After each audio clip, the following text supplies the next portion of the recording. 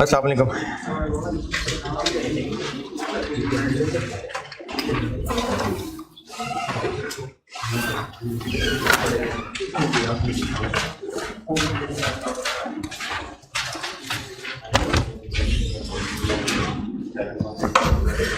दुरूद शरीफ पढ़ ले।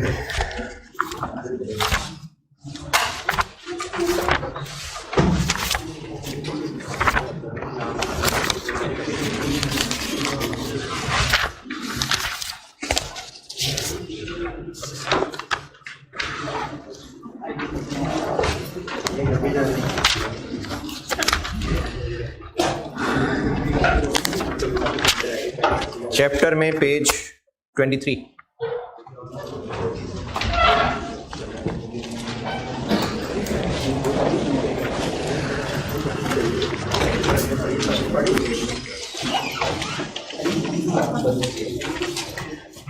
IS 32।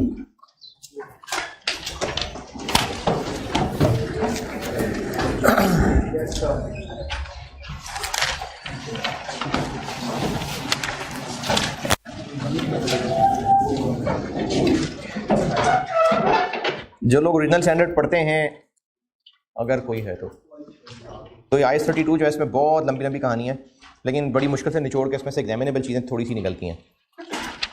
बाकी उसमें बहुत एडवांस डिस्कशन है। फाइनेंशियल एसेट, फाइनेंशियल लायबिलिटी ये हम पढ़ चुके हुए हैं, इनकी अकाउंटिंग भी कर ली। IS 32 में मेनली, अच्छा इससे पहले जो कर रहा था ना वो IFRS 9 था और IFRIC 19 भी था। अब जो कराने लगा वो IS 32 है।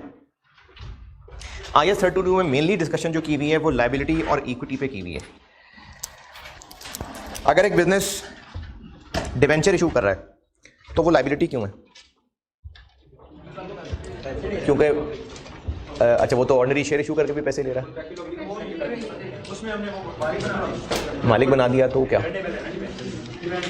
कॉन्ट्रैक्चुअल ऑब्लिगेशन है। डिबेंचर्स में पैसे वापस करना कॉन्ट्रैक्चुअल ऑब्लिगेशन है, इसलिए वो लायबिलिटी है। यानी इक्विटी में भी पैसा इन्वेस्टर इन्वेस्ट कर रहा है और लोन में भी इन्वेस्टर पैसा इन्वेस्ट कर रहा है, तो इनफ्लो आउटफ्लो के हिसाब से तो दोनों सेम है, लेकिन लायबिलिटी के लिए जरूरी है कि उसमें कॉन्ट्रैक्चुअल जिम्मेदारी हो पैसे वापस करने की। इसी पे डिस्कशन है इस मेनली IS 32 के अंदर। ऑर्डिनरी शेयर्स को लायबिलिटी क्यों नहीं कहते? क्योंकि पैसे वापस करना कोई ऑब्लिगेशन नहीं है, लेकिन डिविडेंड भी तो कल दे सकते हैं। हाँ, लेकिन डिविडेंड देना ऑब्लिगेशन नहीं है, वो तो जब डिक्लेयर करेंगे तो डिविडेंड पेएबल लायबिलिटी बनेगा। तो इक्विटी चूंकि कॉन्ट्रैक्चुअल ऑब्लिगेशन नहीं होती, इसलिए वो लायबिलिटी नहीं मानी जा रही होती। तो दोनों में मेन फर्क है कॉन्ट्रैक्चुअल ऑब्लिगेशन का।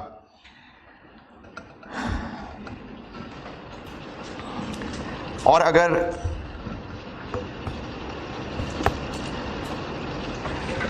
किसी को ये वादा किया हुआ है कि चीज़ें खरीदी और साथ उसको ये कहा कि आपको पैसे हमने देने हैं 4,000 रुपये, तो 4,000 रुपये तो नहीं है, हम आपको उतने शेयर्स दे देंगे जितने 4,000 रुपये कीमत के बनेंगे।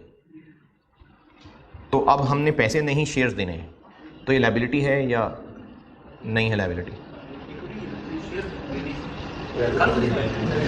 क्रेडिटर को पैसे देने थे, पैसे नहीं है, उसको कहा कि 2 महीने बाद जो तुम्हें पैसे देने हैं 4,000 रुपये, 4,000 थोड़े लग रहे हैं, 4 मिलियन रुपए, तो पैसे रहने दो, हम तुम्हें 4 मिलियन रुपए वर्थ के शेयर दे देंगे जितने भी हुए।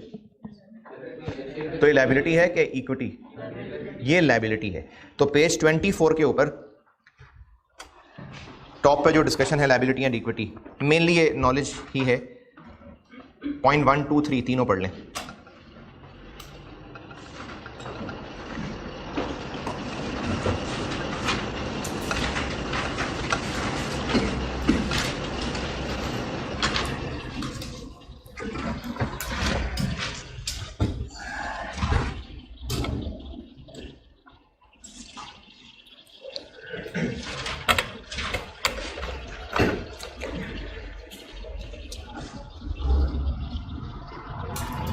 फोर भी पढ़ लेना, बल्कि यानी लायबिलिटी एंड इक्विटी के चारों पॉइंट्स पढ़ लें।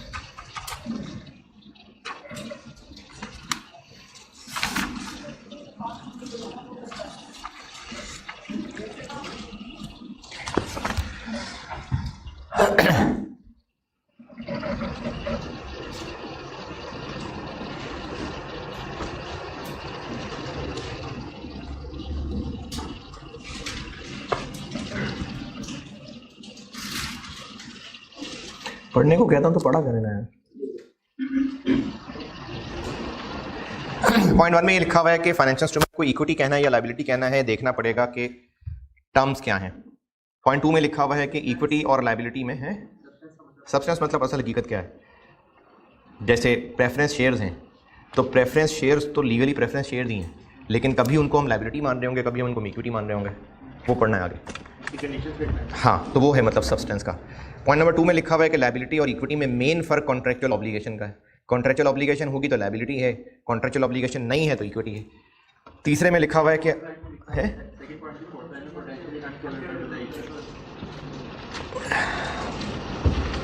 ये भी कन्वर्टेबल डिवेंचर्स में बताता हूँ। कन्वर्टेबल डिवेंचर्स की लाइन है ये भी कन्वर्टेबल समझाता हूँ। और पॉइंट 2 में चौथी लाइन से नीचे लिखा हुआ है कि बेशक डिविडेंड देना होता है लेकिन जिम्मेदारी कोई नहीं है, तो इसलिए ये इक्विटी कॉन्ट्रेक्चुअल ऑब्लिगेशन नहीं होती। तीसरे पॉइंट में वही जो मिसाल अभी दी थी कि अगर उनको कहा है कि इतने रुपए के बराबर जितने भी शेयर्स हुए वो दे देंगे, तो ये भी लायबिलिटी है। चौथे पॉइंट में लिखा हुआ है कि अगर हमने शेयर्स इसलिए देने हैं अगर हमने पैसे देने हैं किसी अनसर्टन इवेंट के हो जाने पे, जैसे हमने कस्टमर को कहा हुआ था कि सप्लायर को कि आप जो हमें रेट बता रहे हैं वो तो हम आपको पे करेंगे, लेकिन अगर गवर्नमेंट की तरफ से फलाना टैक्स लग गया तो चलो उसके पैसे भी हम आपको देंगे, या हमारे लिए हमने चूंकि उधार किया हुआ है आपसे और देने भी बेशक रुपए में है, लेकिन हमें पता है कि आपने भी ये कहीं से उधार खरीदा था और आपने इंपोर्ट की थी, तो अगर डॉलर महंगा हो गया तो हम आपको और पैसे दे देंगे। तो अब ये वाकया हो जाने से हम पैसे देने में बाउंड होंगे, तो ये भी लायबिलिटी ही है, क्योंकि हम रोक नहीं सकते इस बात को।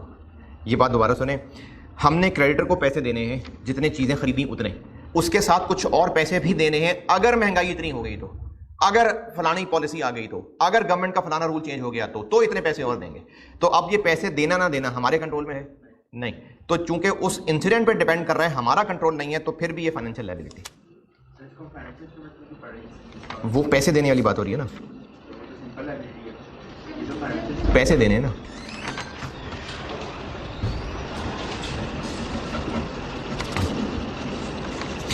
पॉइंट नंबर, बल्कि ठीक है खत्म। कंपाउंड फाइनेंशियल इंस्ट्रूमेंट समझाने से पहले एक सवाल कराता हूं और फिर जो अंग्रेजी है फिर रेलिवेंट चीज़ पढ़ाता हूं।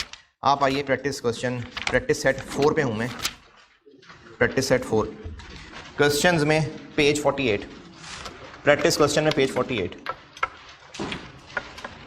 क्वेश्चन नंबर 5, पार्ट ए पढ़ें इसका। बस मैं करता हूं बोर्ड पे समझाता हूं, सवाल फिगर से समझाऊंगा। तो क्योंकि पहले ना ये काम आप कर चुके हैं IFRS 2 के अंदर, ये जो मैं काम कराने लगा हूं ना ये IFRS 2 के अंदर किया हुआ है। इक्विटी और लायबिलिटी कंपोनेंट्स तोड़े हुए हैं IFRS 2 शेयर बेस्ड पेमेंट, उसमें इक्विटी लायबिलिटी तोड़ी हुई है। इसका पार्ट ए पढ़ लें बस, तो मैं इसको सॉल्व करते करते समझाता हूं। क्वेश्चन 5 पार्ट ए,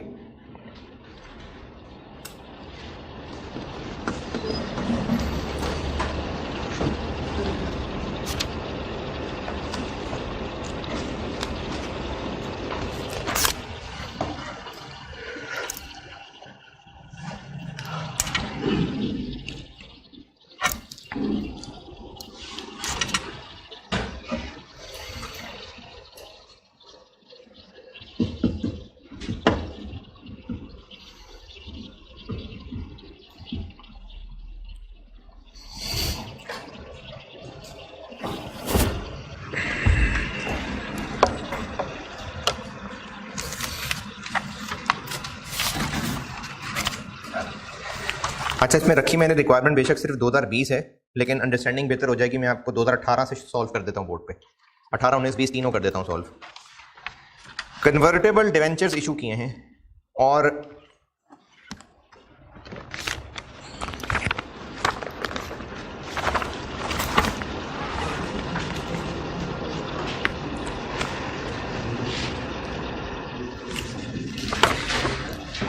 इस कन्वर्टेबल डिवेंचर में डिबेंचर के इन्वेस्टर की मर्जी है, वो चाहे तो एंड पे पैसे ले ले और चाहे तो शेयर्स में कन्वर्ट करा ले।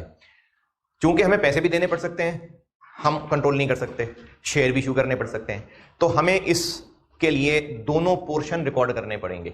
हमें पैसे भी देने पड़ सकते हैं तो उसमें लायबिलिटी की कैरेक्टरिस्टिक भी है, शेयर भी इशू करने पड़ सकते हैं, इसलिए इक्विटी की नहीं, shares, number of shares issue करने पड़ सकते हैं।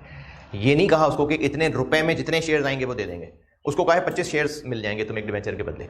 अब वो अमाउंट जितनी भी बने, तो इन्वेस्टर क्या एक्शन लेगा, कल को क्या करेगा इन्वेस्टर, जो चीज उसको ज्यादा फायदा देगी वो करेगा। चूंकि इसमें हमें दोनों रास्ते नजर आ रहे हैं, हम हो सकता है शेयर इशू कर दें, जैसे भी इन्वेस्टर कहे, हो सकता है पैसे देने पड़े, तो इसको आज ही 2 टुकड़ों में तोड़ा जाता है।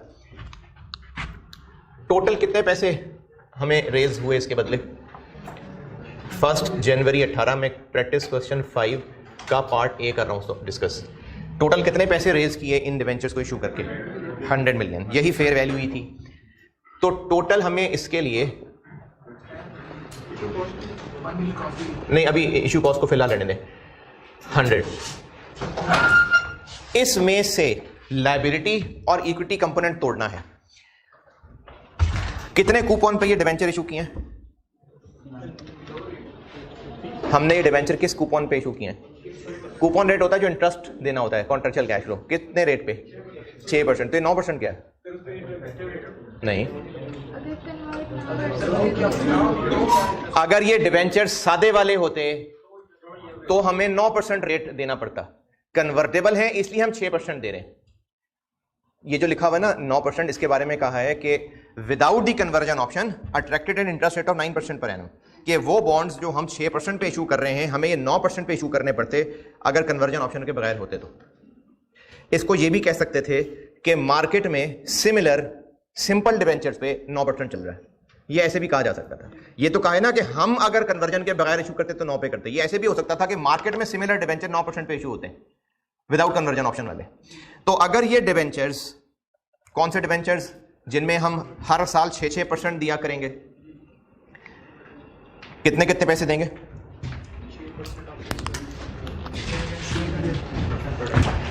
कितने साल हैं? 3। तो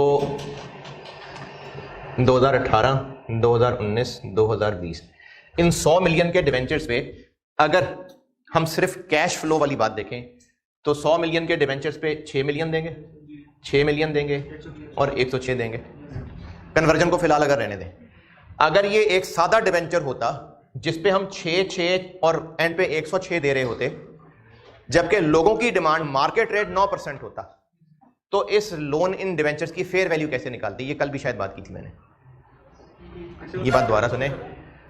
अच्छा, जो लोग बीएफडी पढ़ रहे हैं या पढ़ चुके हुए हैं, वो डिवेंचर जिसके लिए जिससे इतने पैसे मिलेंगे इन्वेस्टर, जबकि ये मैं सिर्फ बीएफडी वालों से बात कर रहा हूं, इन्वेस्टर का रिक्वायर्ड रेट ऑफ रिटर्न 9% है, तो वो इन डिवेंचर्स के लिए कितने पैसे देने के लिए तैयार हो जाएंगे? इसकी पीवी डिस्काउंटेड एट 9%। अच्छा, जिन्होंने बीएफडी नहीं पढ़ी हुई, कल मैंने शायद बात की थी, पहले भी की थी, कि किसी भी लोन की डिवेंचर की मार्केट वैल्यू निकालने का, फेयर वैल्यू निकालने का एक तरीका यह है कि कॉन्ट्रेक्चुअल कैश फ्लोस को मार्केट रेट ऑफ इंटरेस्ट पर डिस्काउंट कर लें।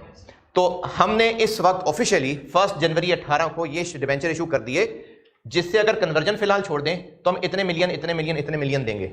इसकी 9% पे डिस्काउंटिंग करें,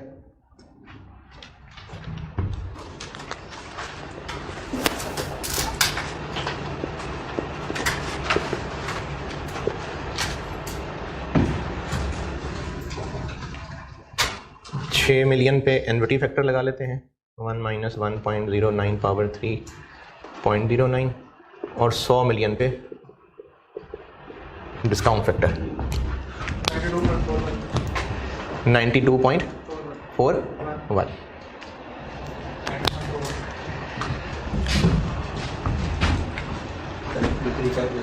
है। मैं बिल्कुल बताना हूँ, दोबारा सुन लें। हमने ये डिवेंचर कितने परसेंट पे इशू किए? 6%, जबकि लोग मार्केट में इस तरह के डिवेंचर के लिए कितने परसेंट की उम्मीद लगाया करते हैं? 9%। अगर हम 9% पे ही डिवेंचर इशू करते, बीएफडी वाले से बात नहीं, सबसे बात कर रहा हूं, ठीक है, सबसे बात कर रहा हूं। अगर इन डिवेंचर्स को हम 6% पे की बजाय 9% पे इशू करते, और लोग चाहते भी कितना है, अभी कन्वर्जन इग्नोर, तो लोग ये डिवेंचर पार वैल्यू पे हमसे ले लेते। क्यों? क्योंकि जितना वो चाह रहे हैं हम उतना दे रहे होते, लेकिन हम उनको अगर 6% ऑफर करें जबकि उनकी डिमांड 9% है, तो वो खुशी खुशी हमारे डिवेंचर्स लेंगे आके या नहीं? तो इसको ऐसे कह सकते हैं कि वो अगर हमारे डिवेंचर लें तो थोड़े पैसों में लेंगे। ये बात ठीक है? कितने पैसों में? इतने पैसों में, 92। कैसे? उनकी डिमांड 9% है, तो वो क्या करेंगे, वो फ्यूचर कैश फ्लोज जो हम उनको कमिट कर रहे हैं उनको वो डिस्काउंट करेंगे अपने रिक्वायर्ड रेट ऑफ रिटर्न पे। नींद आ रही है? अपने रिक्वायर्ड रेट ऑफ रिटर्न पे डिस्काउंट करेंगे, जितनी अमाउंट बनेगी उतने पैसे वो लोग हमें देने को तैयार हैं। डिवेंचर्स अगर हम लोगों को 9% पे ही इशू करते तो लोग हमें इनके लिए पूरे 100 मिलियन दे देते। क्यों दे देते? क्योंकि उनको चाहिए ही 9। हम 9 दे रहे होते, वो 100 दे देते, लेकिन हम दे रहे हैं 6%, उनको चाहिए 9%, तो उनकी तो डिमांड ही पूरी नहीं हो रही, तो फिर वो इन डिवेंचर्स के लिए 100 मिलियन से कम देंगे। कितने देंगे ये हमने इसको डिस्काउंट करके देख लिया। तो वो लोग अगर हमारे ये डिवेंचर्स बस 6% इंटरेस्ट देके 3 साल बाद कैश देके खत्म हो जाते तो हमें इसके लिए वो बस 92 मिलियन देते। 100 मिलियन फिर वो क्यों दे रहे हैं हमें? क्योंकि उनको एक लालच नजर आ रहा है कि क्या पता कल को शेयर्स की वर्थ ज्यादा हो तो वो कैश की बजाय शेयर्स ले लेंगे, इस बात के वो एक्स्ट्रा पैसे दे रहे हैं। अगर वो सिर्फ इन 6% डिवेंचर्स को ये सोच के लेते कि बस पैसे ही मिलने और एंड पे रिडीम ही हो जाना है, तो हमें इन 100 मिलियन के डिवेंचर्स के लिए उन्होंने 100 मिलियन नहीं देना था। समझ आ रही बात? क्यों नहीं देने थे 100 मिलियन? क्योंकि उनकी डिमांड पूरी नहीं हो रही, उनको 9% चाहिए था। तो वो कितने पैसे देते? ये contractual cash flows discounted eight उनकी डिमांड 9%, तो वो 92 मिलियन देते। लेकिन कन्वर्टेबल होने की वजह से वो 100 मिलियन देने को तैयार हैं, तो वो जो ऊपर वाला तकरीबन 8 साढ़े 7 मिलियन है वो इस लालच में दे रहे हैं कि कल को वो शेयर्स ले सकेंगे। तो इसलिए इस 100 मिलियन के हम 2 टुकड़े करेंगे, इसको हम फाइनेंशियल लायबिलिटी रिकॉर्ड करेंगे और इसको इक्विटी इंस्ट्रूमेंट ग्रांटेड टाइप की चीज बना लेंगे। इसको जस्ट इक्विटी ऑप्शन भी कह सकते हैं, इक्विटी कंपोनेंट भी कह सकते हैं। ये इक्विटी में एक अलग लाइन आइटम आ जाएगी। तो कन्वर्टेबल डिवेंचर्स की अकाउंटिंग ये है कि जितनी टोटल अमाउंट इस इंस्ट्रूमेंट की बनती है उसके 2 टुकड़े करने पड़ेंगे। कैसे? लायबिलिटी कंपोनेंट निकालेंगे पैसे। कैसे? वो कैसे निकालेंगे? Contractual cash flows ignoring conversion option, discounted eight market interest rate. फिर जो आंसर आएगा उसको इस टोटल में से माइनस करेंगे, तो ये उन लोगों ने यकीनन इक्विटी के पैसे दिए होंगे। अब ये फाइनेंशियल लायबिलिटी है और इस पे फिर ऑनवर्ड वही सारी अमॉर्टाइज्ड कॉस्ट वाली कहानी चलेगी। यहां तक कंपनी सोच रही है कि 7.59% लोग हैं वो नहीं, लोगों ने ये डिवेंचर लेने के लिए 100 मिलियन दिया। वो इस डिवेंचर को अगर सिर्फ इस नजर से देखते हैं कि हमें इनसे बस कैश मिलना है और एंड पे भी कैश ही मिलना है, तो वो 100 मिलियन ना देते, वो 92 मिलियन रुपए देते। लेकिन अगर वो 100 मिलियन रुपए दे रहे हैं तो वो इन्वेस्टर 7.5 मिलियन एक्स्ट्रा क्यों दे रहे हैं? इस उम्मीद पे कि शायद कल को हमें शेयर्स लेने में फायदा मिल जाए। तो उसको फिर हमने इक्विटी कंपोनेंट कह दिया। और इस सवाल में मैंने रिक्वायरमेंट तो सिर्फ 2020 की रखी है, लेकिन मैं सारी करके दिखा रहा हूँ। जी ये हम जज कैसे करेंगे कि हम कंपटीशन बोल रहे हैं? दोबारा बोलिए। कैसे जज करेंगे कि हम इसको कंपटीशन कन्वर्टेबल यानी कन्वर्टेबल डिवेंचर्स की यही अकाउंटिंग है। इनको कहते हैं कंपाउंड फाइनेंशियल इंस्ट्रूमेंट्स। तो इनकी अकाउंटिंग ही यही है। आप इसको ऐसे ही पहचानेंगे कि सवाल में अगर कन्वर्टेबल नहीं होंगे तो 1 जनवरी को कैश मिल रहा है 100, लेकिन इसमें से हम फाइनेंशियल लायबिलिटी ले जाएंगे 92.41 और इक्विटी कंपोनेंट ले आएंगे 7.59। ये हो गई इनिशियल। अब ये इक्विटी कंपोनेंट बैलेंस शीट में इक्विटी में पड़ा रहेगा 3 साल तक। फाइनेंशियल लायबिलिटी के साथ कल को फिर ये वाला सलूक होगा।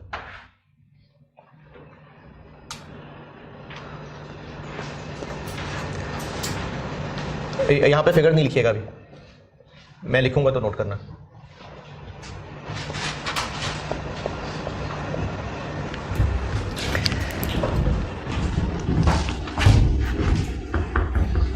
इस अमाउंट के 2 टुकड़ों में बताइए एतराज है तो।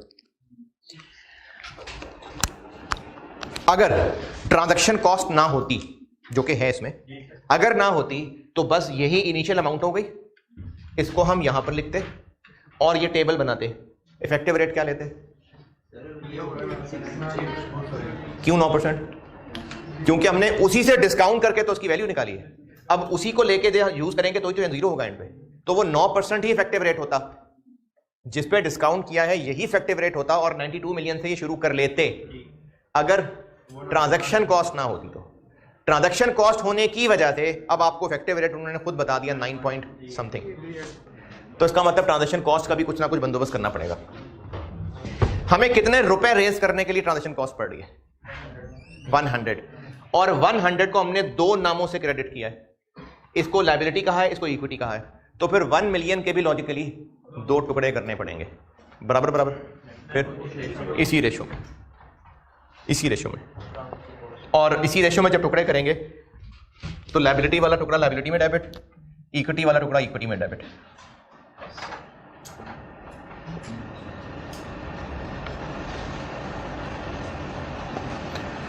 कितना? कितनी ट्रांजैक्शन कॉस्ट हो रही है? 1 मिलियन। अच्छा 1 मिलियन है तो इसी को ही 0.92, 0.7 नहीं 0.08।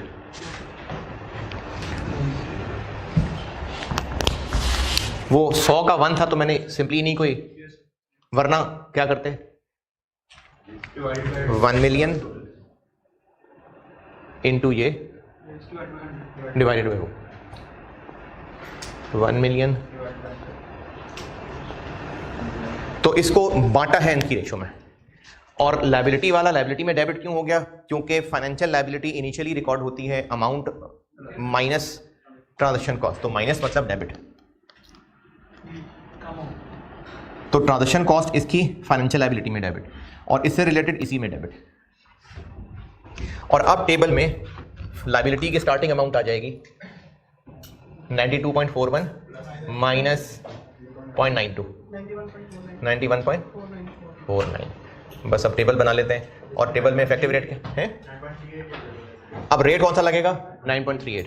वो 9.38 बना ही इसलिए है क्योंकि इसमें ट्रांजैक्शन कॉस्ट डाल दी। अगर ट्रांजैक्शन कॉस्ट ना होती तो 9% लगता। चले 9.38 लगाते जाए। 8.58 कैश 6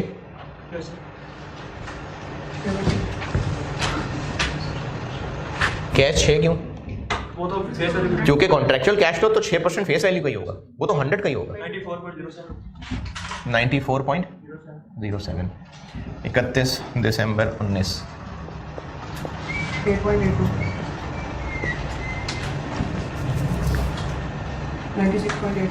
96.89 9.09 9.11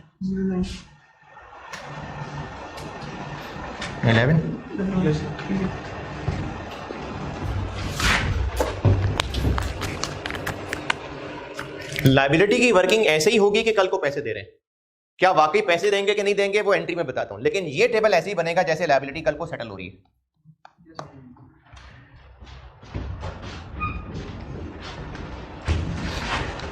31 दिसंबर 18, 31 दिसंबर 19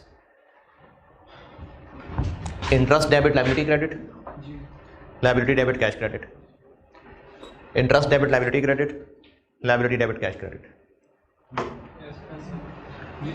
31 दिसंबर 20 इंटरेस्ट डेबिट लायबिलिटी क्रेडिट। अगर अंडरस्टूड है तो ना लिखें, बेशक नहीं कच्चा कच्चा है तो लिख लें। मैं फिर आपको 31 दिसंबर सेटलमेंट की एंट्री करके देता हूँ। करता हूँ ना, सेटलमेंट करता हूँ। पहले इंटरेस्ट की एंट्रीज अगर अंडरस्टूड है तो ना करें बेशक, अगर आपको लग रहा है बहुत सिंपल है तो ना करें बेशक, हैं?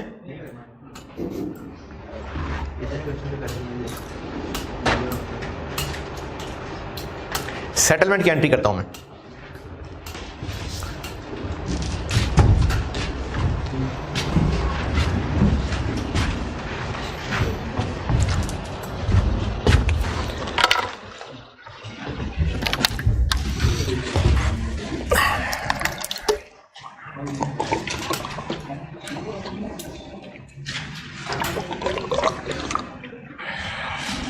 सेटलमेंट की एंट्री करने लगे, मैं ओवर द पीरियड की बात कर रहा हूँ। इनिशियल रिकग्निशन पे कंपनी ये नहीं रिकॉर्डिंग करेगी कि कितने परसेंट लोग टैक्स डिमांड करेंगे, कितने परसेंट लोग, मैं कैसे पता था कितने लोग करेंगे कितने नहीं करेंगे? नहीं वो ये तोड़ लिया बस।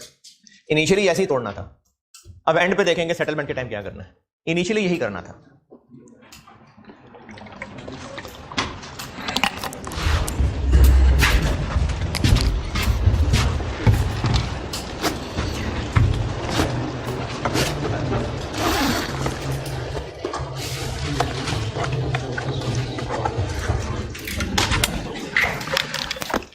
हाँ जी, जल्दी जल्दी भाई।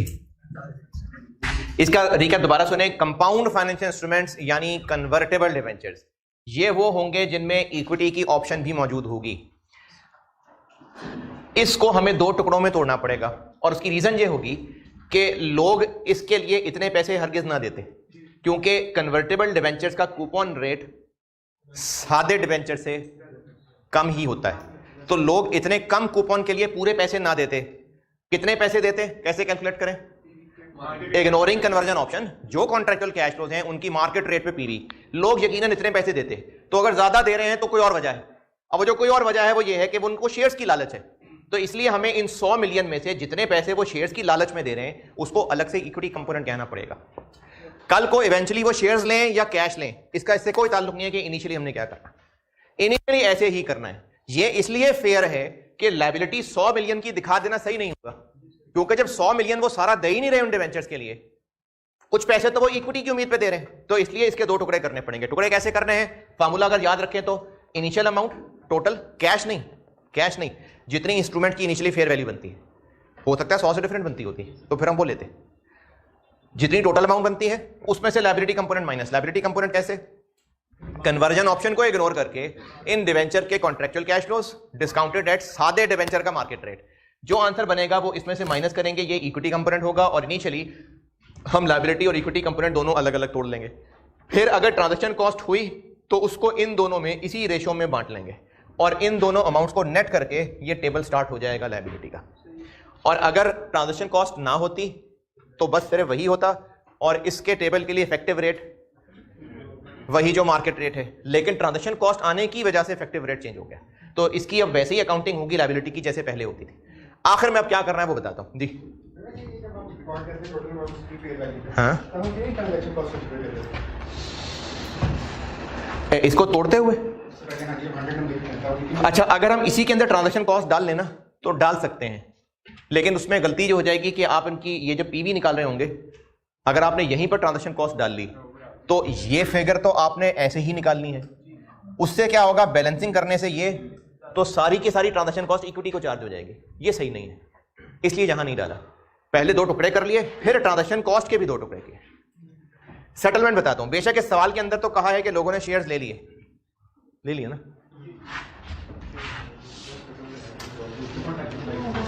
हाँ जी, सब लोगों ने शेयर्स में कन्वर्ट करवा लिया, मैं आपको दोनों चीजें बता देता हूं कि अगर शेयर्स में कन्वर्ट करवा दे तो क्या, और अगर ना करवाते तो क्या। अगर शेयर्स में कन्वर्ट करवा लें तो बताएं क्या एंट्री होगी? फाइनेंशियल लायबिलिटी खत्म, फाइनेंशियल लायबिलिटी डेबिट होके खत्म। 106 ये खत्म करेंगे तो जीरो होगी। इक्विटी कंपोनेंट का काम भी खत्म। इक्विटी कंपोनेंट में कितना बैलेंस आ रहा था? 7.59 माइनस 0.08 7.51। शेयर इशू हो रहे हैं कितने? 2.5 मिलियन, 10 रुपए का एक, 25 मिलियन, और बाकी शेयर प्रीमियम बैलेंसिंग 88.51। अगर शेयर्स कन्वर्ट करवा लिए तो ये होगा, क्योंकि इक्विटी कंपोनेंट जिस बात के उन्होंने पैसे जमा कराए थे वो काम हो गया, तो अब इक्विटी कंपोनेंट का जरूरत ही नहीं रही।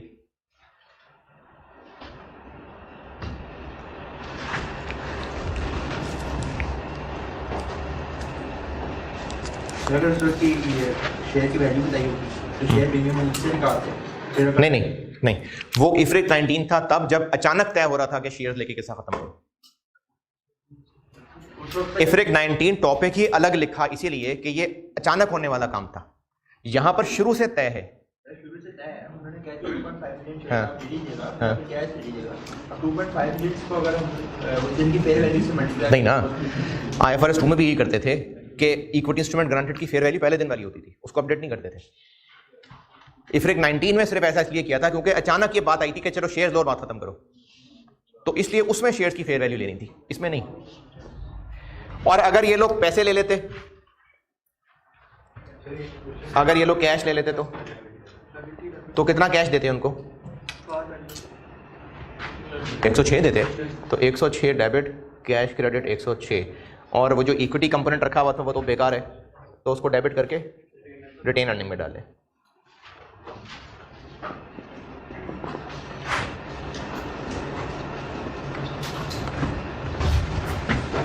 प्रीमियम वाली बात है, वो ऐसे प्रीमियम हमेशा ऐसे ही करते हैं कि एंट्री में डबल करके इसको बैलेंस करना होता है बस। हाँ, पहले भी हमेशा ऐसे ही होता है, बचपन से प्रीमियम ऐसे ही करते आए हैं। हाँ, प्रीमियम हमेशा ऐसे ही करते आए हैं कि जितना डेबिट हो रहा है वो, और क्रेडिट कैपिटल में फेस वैल्यू, बाकी प्रीमियम। हम तो ऐसे कहते हैं ना कि प्रीमियम के उसके मार्केट वैल्यू से मल्टीप्लाई करके उसको पार वैल्यू से, तो हम उससे शेयर कैपिटल। मार्केट वैल्यू तो कल ही लिया यार, IFRIC 19 में, उससे पहले तो नहीं ली। IFRIC 19 कल किया है, उसमें लिया शेयर्स की मार्केट वैल्यू, उससे पहले तो नहीं कभी ऐसा किया। वो कल ही किया है, उससे पहले नहीं किया ऐसा। उसमें शेयर्स अचानक हमने सेटलमेंट पे डाले थे, उससे पहले तय नहीं थे, इसलिए IFRIC 19 में ऐसा करना था, उससे पहले तो कभी ऐसा नहीं किया।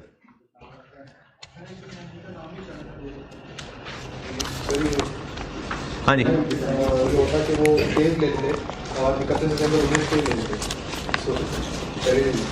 यानी इनको कहा होता कि आप एंड से पहले कन्वर्ट करा लें। 31 दिसंबर 19 को ले लेते। हाँ, हो सकता था। तो फिर उसमें ये जो प्रीमियम की फिगर बदल जाती, प्रीमियम की नहीं, फाइनेंशियल लायबिलिटी की फिगर भी चेंज होती, ये होती। सवाल ये पूछा है कि अगर ऑप्शन, क्या ऐसा हो सकता था कि उनको एंड की बजाय पहले भी कन्वर्जन की ऑप्शन हो? हाँ, ऐसा हो सकता है। हो सकता है उनको कहा होता कि चाहो तो 2019 में, चाहो तो 2020 में कन्वर्ट करा लो, पैसे ले रहे हैं तो 2020 में ही आना पड़ेगा।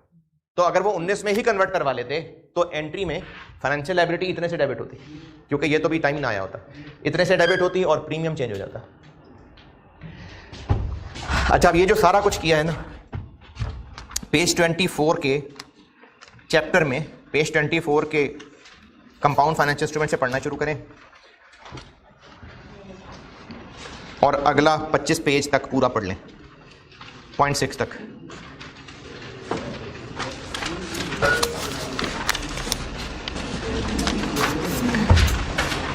चैप्टर में page 24 compound financial instruments, point 1 से लेके अगला पेज पॉइंट 6 तक सारा पढ़ लें।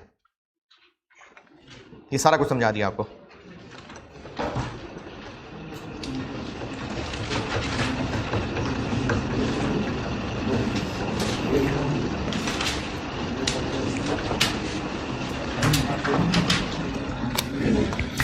पॉइंट 6 तक पढ़ लें, फिर एक आधी प्रैक्टिस और करके फिर पॉइंट 7 ऑनवर्ड समझाता हूं आपको। Page number 24, page number 25, compound financial instruments, point 1 से पॉइंट 6 तक सारा पढ़ लीजिए।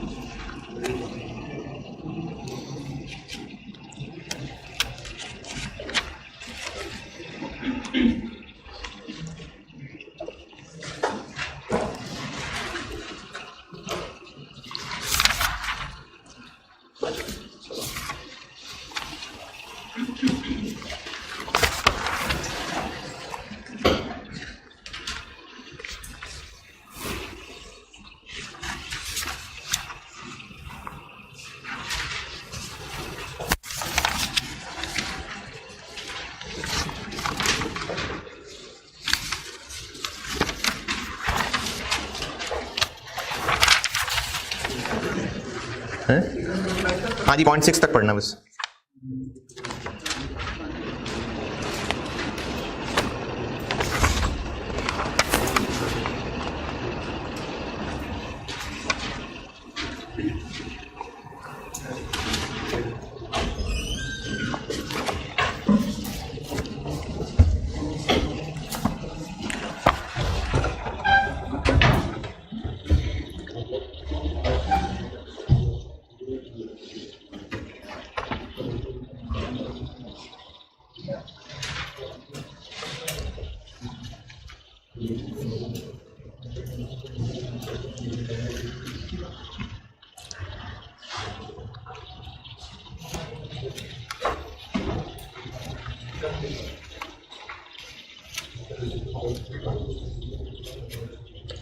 हाँ जी,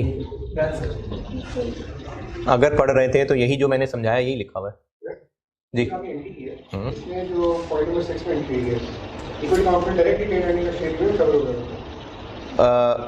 राइट कॉलम में राइट कॉलम में। दो तरीके देखें, इक्विटी कंपोनेंट को हमने क्लोज करना है।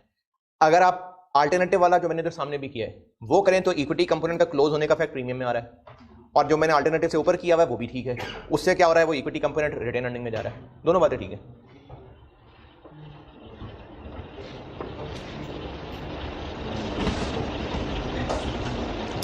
स्टैंडर्ड डिस्कस करते हुए ना ये इनके हेड्स में नहीं जा रहा होता। स्टैंडर्ड सिर्फ इतना कहता है बस इक्विटी। IFRS 2 में भी ऐसे ही था, वो ये अकाउंट्स नहीं यूज कर रहा होता, प्रीमियम प्रीमियम नहीं यूज कर रहा होता, वो कहता है बस इक्विटी। हाँ जी, 0.6 तक है। 0.2 अच्छा है, भी आपको पूछना चाहिए था।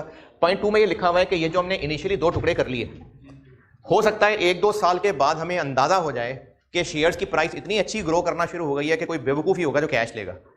सब के सब ने शेयर्स में ही कन्वर्ट कराना है, हमें हो गया अंदाजा।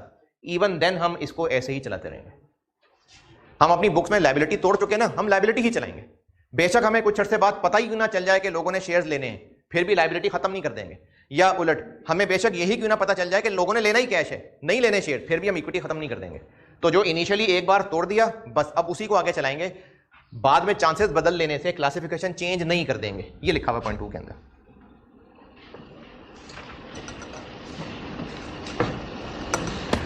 हाँ जी, अच्छा इसी का ना एक पास्ट पेपर का आसान सा सवाल है, वो आप ही कर दें। पास्ट पेपर्स वाले सेक्शन में आए, छोटा सा सवाल है, पुराना है काफ़ी। आप कर दीजिए जी। पास्ट पेपर्स का सेक्शन में आए, क्वेश्चन 2।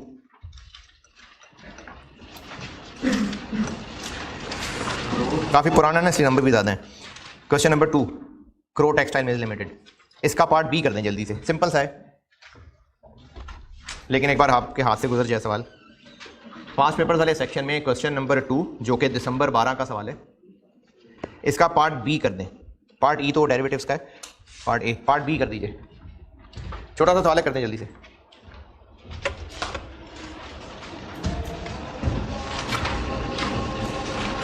और सॉल्व करिएगा, ज़ुबानी देखने से ना वो उतना फ़ायदा नहीं होगा। सॉल्व करें इसको, ये कैलकुलेशन आपके हाथ से गुजरे।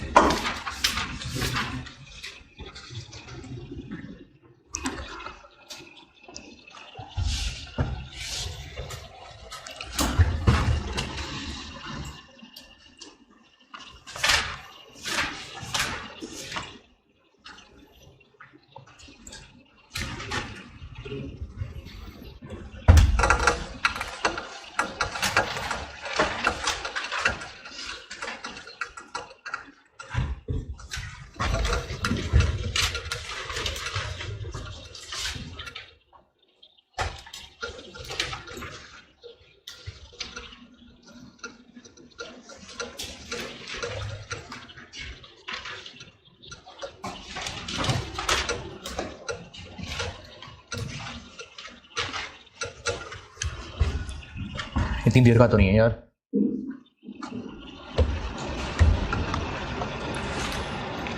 सवाल सॉल्व भी करना है, सॉल्व भी करना है। कर लिया सॉल्व आंखों आंखों में।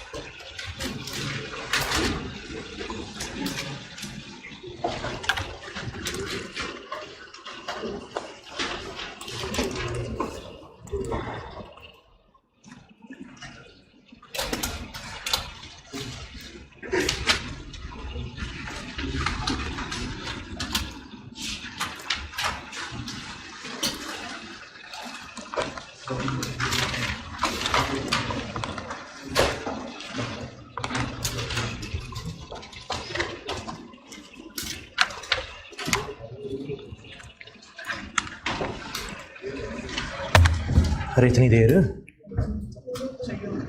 सही हो गया चलो।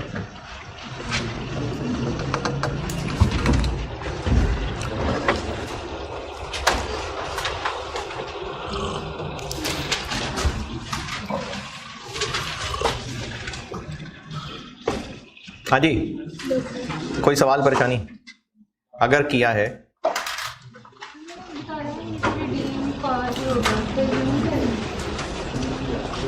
जी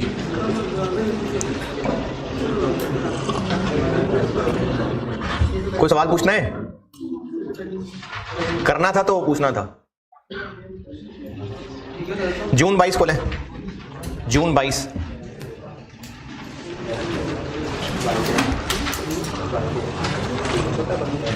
जून 22 को लें, बुक में नहीं है। जून 2022।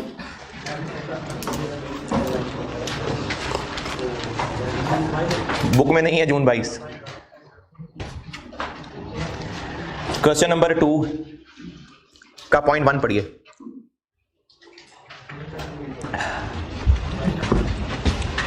अच्छा, सारे आईएएस कराने के बाद ना तो कुछ मल्टीपल आईएएस वाले सवाल हैं जो मैं एज ए प्रैक्टिस के लिए 2-3 कराऊंगा क्लास में, क्योंकि वो तभी हो सकेंगे जब सारे आईएएस कर लेंगे हम लोग।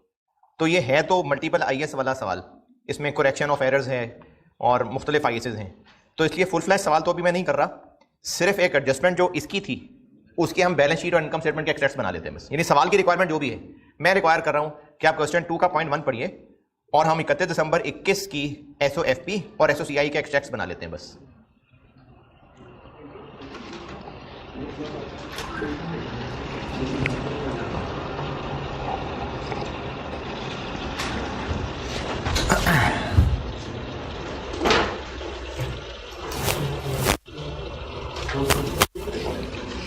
जून 22 अटेम्प्ट में क्वेश्चन नंबर 2 का पॉइंट नंबर 1 पढ़ लीजिए।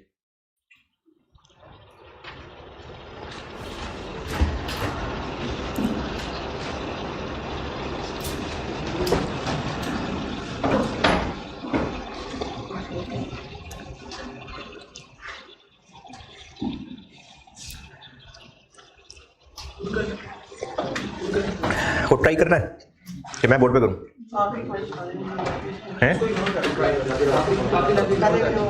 वो देखें, फिर सुन लें आप। ये सवाल पूरा तो हम भी नहीं कर रहे हैं ना सॉल्व, ये तो मल्टीपल आईएएस वाला सवाल है और एरर्स वाला सवाल है, यानी बैलेंस शीट गलत बनाई हुई है। तो सवाल में पूछा हुआ था कि बैलेंस शीट ठीक करके बना लें, और मल्टीपल आईएस है, पॉइंट नंबर IAS 32 का है, पॉइंट नंबर 2 जो है मेरे ख्याल में रेवेन्यू का है। तो इसी तरह से इस तरह के मल्टीपल स्टैंडर्ड्स टेस्ट होते हैं। मैं चूंकि अभी सिर्फ ये वाले पॉइंट की ट्रीटमेंट देखना चाह रहा हूं, तो इसलिए आप एरर्स वाली बात को छोड़ें, जैसे इसमें तीसरा पैराग्राफ लिखा हुआ है कि गलती से ऐसा हो गया था, वो छोड़ें। बस कंपाउंड फाइनेंशियल इंस्ट्रूमेंट्स का डाटा है और 31 दिसंबर 2021 की SOFP और SOCI के एक्सट्रैक्ट्स बना लेते हैं हम प्रैक्टिस के लिए। तो ये कह रहा हूं कि आप करेंगे पहले कि मैं करूं? चलें ठीक है, आप करें करें ट्राई करें, मैं फिर करता हूं बोर्ड पे। पहले आप ट्राई करें, है नहीं तो आप करें ना यार, कोशिश तो करें ना।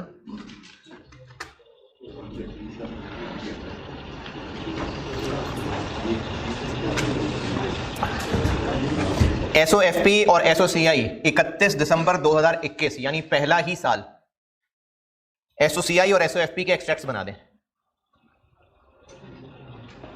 आप करिए ट्राई, फिर मैं तो कर ही दूंगा ना यार बोर्ड पे, आप तो ट्राई करें पहले।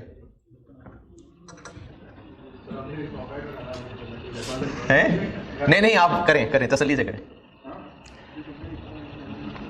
10 मिनट बहुत है इसके लिए, 12 मिनट चलो।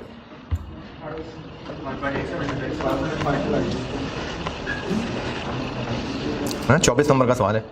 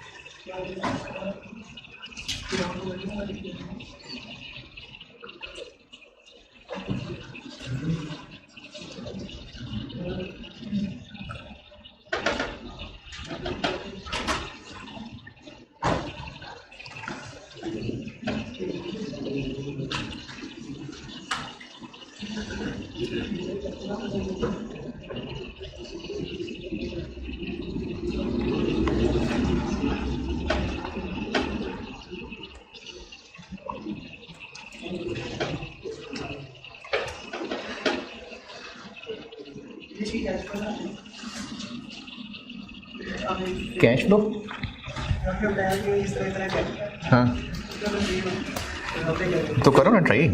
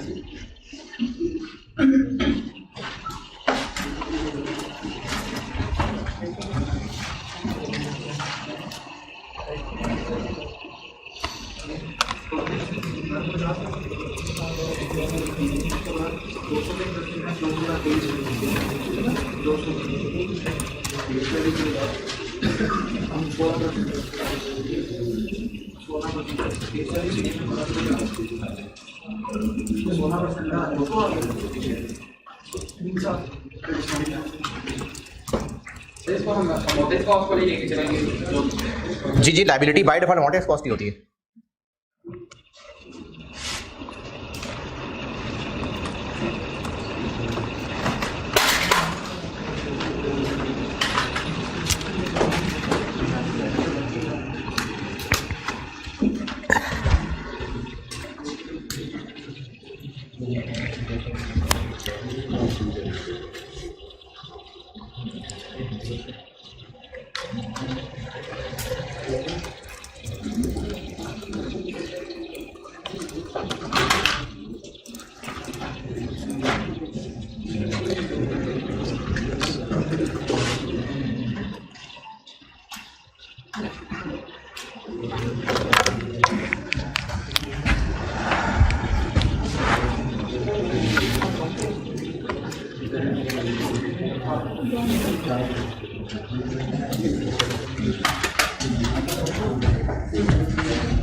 और इतना अर्सा लगा दिया भाई।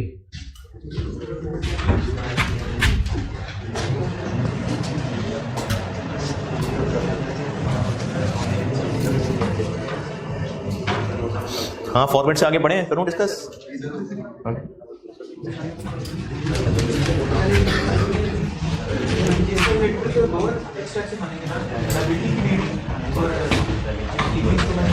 हाँ जी बिल्कुल, SAFP में 2 ही लाने आएंगे, ऐसे ही है। 31 दिसंबर 2021 यानी पहले ही साल है।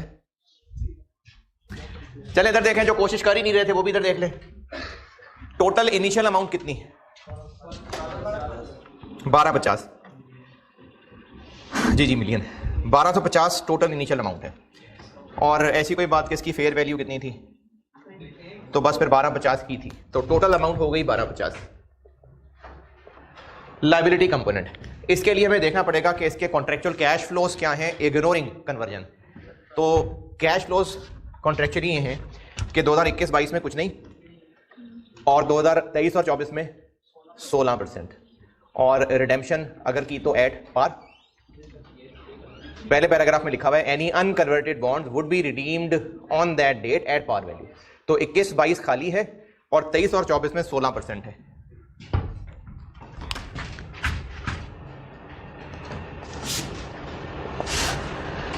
– 2023 वाला 16% ऑफ 1250 कितना बना? 200। लेकिन ये है 2023, तो 23, 22, 21 3 साल डिस्काउंट। Market rate 12% power 3। 2024 में एक 200 और एक वो 1250, तो 1450, 1.12 पावर -4। ये कब पे करेंगे हम? हाँ 23 में ना, 31 दिसंबर 23। और हम ये कैलकुलेशन कर रहे हैं कब? 1 जनवरी 21, तो 23, 22, 21 के शुरू तक आना है ना। 142.36 ये वाला 142.36, ये 921.50, 106 3.86। जिन्होंने किया है इस फिगर में कोई एतराज? ये बन गया 1063.86, तो इक्विटी कंपोनेंट आ गया 180.14, और इसी के नीचे ही ट्रांजैक्शन कॉस्ट बांट लेते हैं। लाइबिलिटी पोर्शन में जाएगी 50 इंटू 1063.86 डिवाइडेड बाय 1250, 5 और इक्विटी में बाकी बैलेंस कर लें 7.4।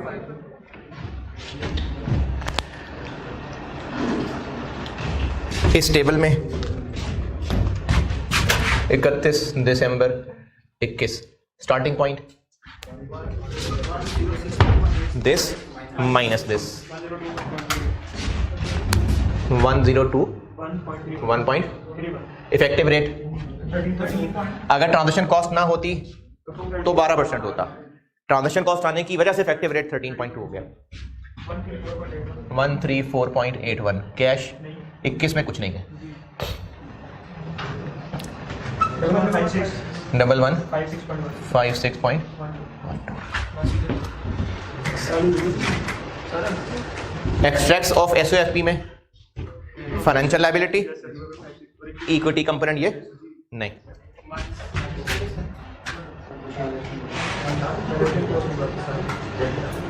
नॉन करंट लायबिलिटीज में ये फाइनेंशियल लायबिलिटी आएगी 1156.12, और इक्विटी में वो इक्विटी कंपोनेंट आ जाएगा 186.14 माइनस 7.45 178.69, और extracts of SOCI interest expense बस। कैश फ्लो तो देना नहीं, हाँ सीधा इसको इतना टेबल में हमें क्रॉस अप कर लेंगे। 1.1 मैंने तो बस वो प्रोसीजर फॉलो किया ना कि आप फ्लो में चलें जैसे चल रहे हैं। हाँ जी, अच्छा वैसे 2022 के मेरा ख्याल है कुछ 3 को सवाल तो कर ही दिए टूटे फूटे, तो बहुत मुश्किल काम तो नहीं है ना। हाँ, सारे सिलेबस को एंड पे कवर करना, रिवाइज करना, और सबसे बढ़ के अपने उस 3 घंटे में अपने नर्व को काबू में रखना।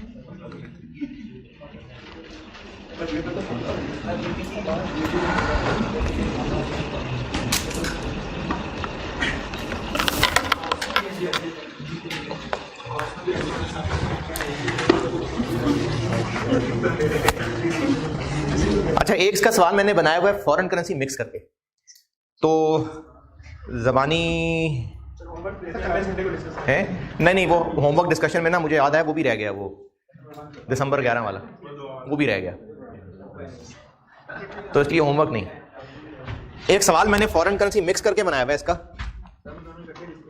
नहीं यार, अभी आप ज़बानी देख लें, ज़बानी ही देख लें ताकि वो अभी डिस्कशन में आए, वरना फिर रह जाएगा।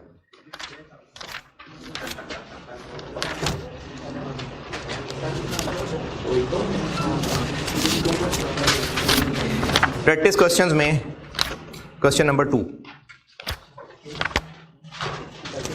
प्रैक्टिस क्वेश्चंस में पेज नंबर 47 पे,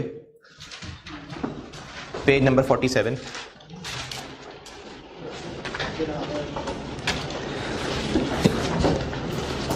ये मैंने फॉरेन करेंसी मिक्स करके ना क्वेश्चन बनाया हुआ है, और दोनों चीज़ें, अगर शेयर्स कन्वर्ट करा लिए तो क्या, और पैसे ले लिए तो क्या। प्रैक्टिस क्वेश्चन 2 पेज 47 पे, प्रैक्टिस क्वेश्चन में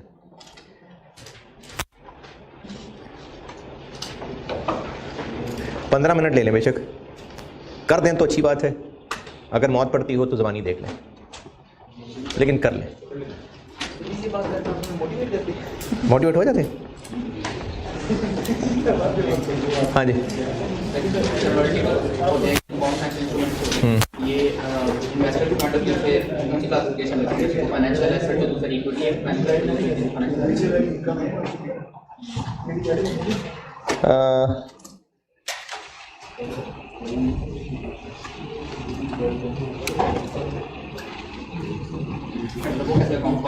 मेरे ख्याल में ये एम्बेडेड डेरिवेटिव है।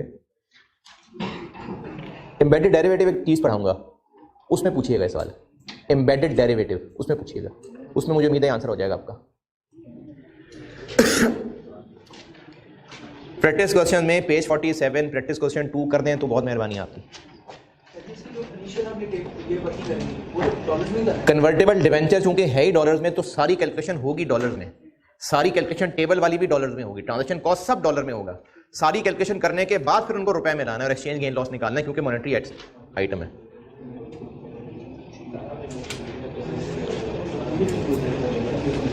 सारी कैलकुलेशन डॉलर में, वो टेबल भी डॉलर में बनेगा और उस टेबल को डॉलर में फिर रुपए में ट्रांसलेट करेंगे तो एक्सचेंज गेन लॉस निकलेगा।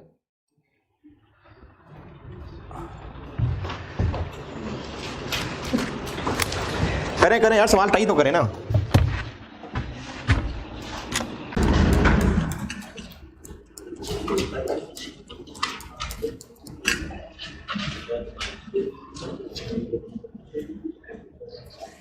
इतना बड़ा तो सवाल ही नहीं यार जिसको देखे जा रहे हैं अभी तक।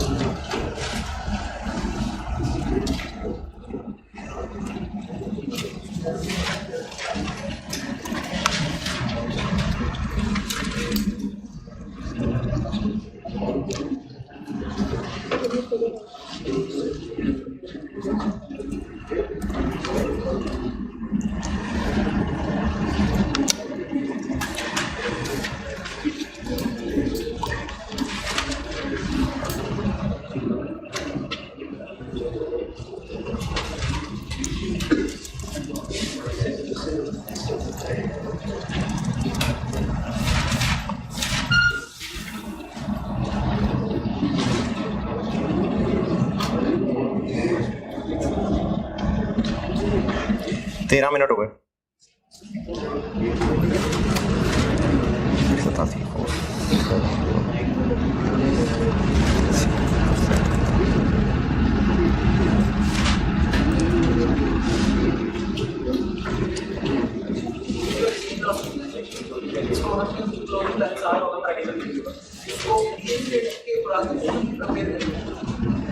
एमोर्टाइज कॉस्ट वाला टेबल दोबारा बनाएंगे रुपए में ट्रांसलेट करके, बीच में एक एक्सचेंज गेन लॉस वाला कॉलम डाल देंगे जो बैलेंसिंग से गेन या लॉस निकलेगा। मैंने जब क्लास में बोर्ड पे सवाल कराया था वो एसेट वाला सवाल था, ये लायबिलिटी वाला काम भैया।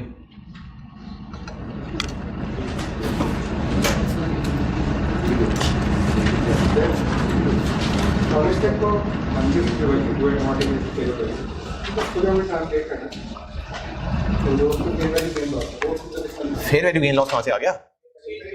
हाँ हाँ, वो कैसे करेंगे? वो एक टेबल सिखाया था ना, और मैंने फॉरेन करेंसी मिक्स वाला एक इन्वेस्टमेंट वाला सवाल कराया था, एमोर्टाइज कॉस्ट वाला। एमोर्टाइज कॉस्ट वाले टेबल को दोबारा बनाएंगे रुपए में, एक कॉलम उसमें और डाल देंगे एक्सचेंज गेन लॉस का जो बैलेंसिंग से निकलेगा। मैंने बोर्ड पे सवाल किया था वो इन्वेस्टमेंट वाला था, एसेट। बस ये लायबिलिटी वाला टेबल तो वैसे ही है, कर लिया कि देख लिया।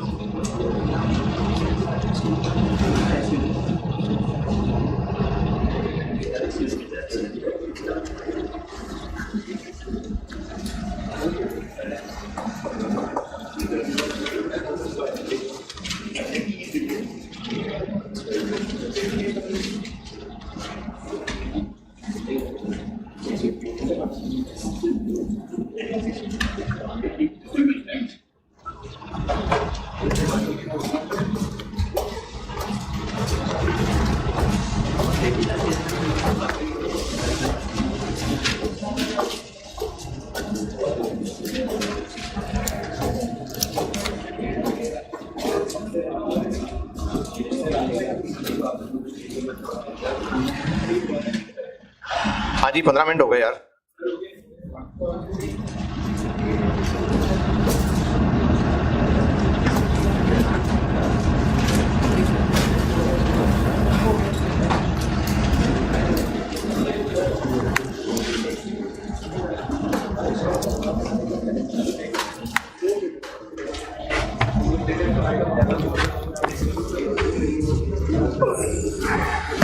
हाँ जी, जो कर रहे थे या देख रहे थे, सारी कैलकुलेशन डॉलर्स में ही होगी। इसको बांटना, एमोर्टाइज कॉस्ट का टेबल बनाना, एक बार जब टेबल बन जाएगा तो उसको फिर रुपए में ट्रांसलेट करेंगे। कैसे करना है? क्लोजिंग बैलेंस, चूंकि ये मॉनेटरी आइटम है, फाइनेंशियल लायबिलिटी मॉनेटरी आइटम है, इसलिए हर क्लोजिंग बैलेंस को ईयर एंड के रेट पे, और पेमेंट भी चूंकि ईयर एंड पे हो रही है तो पेमेंट पे भी वही रेट लगेगा। इंटरेस्ट के लिए एवरेज रेट भी ले सकते थे, लेकिन दिया ही क्लोजिंग है तो उस पर भी क्लोजिंग वाला रेट लग जाएगा। और फिर जो बैलेंस इस टेबल में निकलेगा वो एक्सचेंज गेन लॉस होगा, और उस एक्सचेंज गेन लॉस की एंट्री अलग से होगी। उसके अलावा बाकी सब यही है। इस टेबल की कैलकुलेशन में, एंट्री में कोई एतराज़, तकलीफ, परेशानी है तो बताएं। अगर किया है, इस टेबल में कोई फिगर पूछनी है तो पूछें। चलें ठीक है जी, लेक्चर 45 बस, ठीक है।